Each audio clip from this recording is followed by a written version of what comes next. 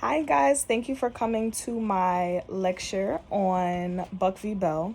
Essentially, this court case is centered around the sterilization of those women who were deemed to be feeble-minded in Virginia.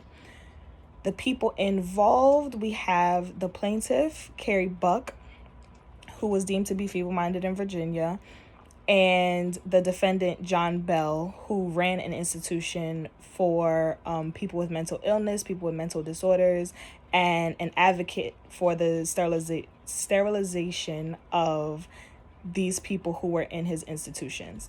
In this case, Bell argued that the sterilization of inmates in institutions supported by the state who are found to be afflicted with hereditary forms of insanity or imbecility is within the power of the state, according to the 14th Amendment, while Buck's party argued that the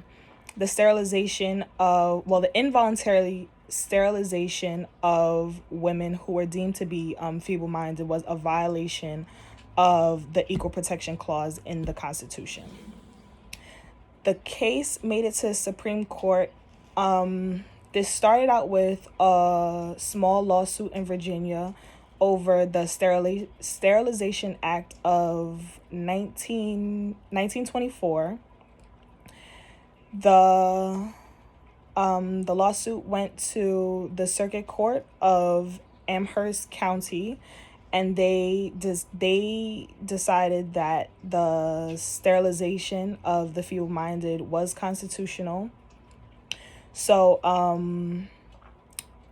Buck's party appealed that to the Supreme Court of Appeals in Virginia, who affirmed that verdict, and then they appealed one more time to the U.S. Supreme Court, where it was finally affirmed, and the verdict was kept intact by the Supreme Court. So the social context for this case, the U.S. had already been sterilizing immigrants coming into the U.S. who were deemed to be feeble-minded. It was already a practice in play. Most of the South were still farmers. And so it didn't seem like anything too out of the ordinary to kill off parts of the community that weren't being productive or didn't contribute. So the idea was just like you would cut off the branch of a tree that wasn't producing fruit, you would try to end the lineage of the people who couldn't contribute or who they felt couldn't contribute to the society. The majority of the country still had conservative morals, so any females who were believed to be acting promiscuously, they basically didn't anyone who basically didn't conform to social norms ended up being a target for these types of oppressive bills. The media reported on this case. The only thing that I found that the media was reporting on this case was the facts that were stated, but the language that's used in these articles, you can kind of see where the mentality was behind it and how something could get affirmed so many times that seems so cruel today. So this article from the News Leader in Stoughton, Virginia, that was published in 1927, quotes the verdict from the Supreme Court. I believe it was Justice Holmes. He says that it is better for all the world if instead of waiting to execute degenerate offspring for crime or let them starve for their imbecility, society can prevent those who are manifestly unfit from continuing their kind. So essentially, this quote blew up. It was all in the newspapers, and it was a popularized mentality because this verdict was seen to be basically like the moral thing to do, a kind way of dealing with this problem of the mentally incapable and eradicating their kind. Another quote that ended up blowing up was the same justice saying 3 generations of imbeciles is enough. So basically, in the court case, because Buck's mother, Emma Buck, and Buck's daughter, Vivian Buck, were all deemed to be imbeciles or feeble-minded, they made the case that these hereditary illnesses have to be stopped and have to be cut off because these women can't control their reproductive rights. They don't have self-control. They don't have morals. They're going to keep on creating these degenerate babies and infesting the country.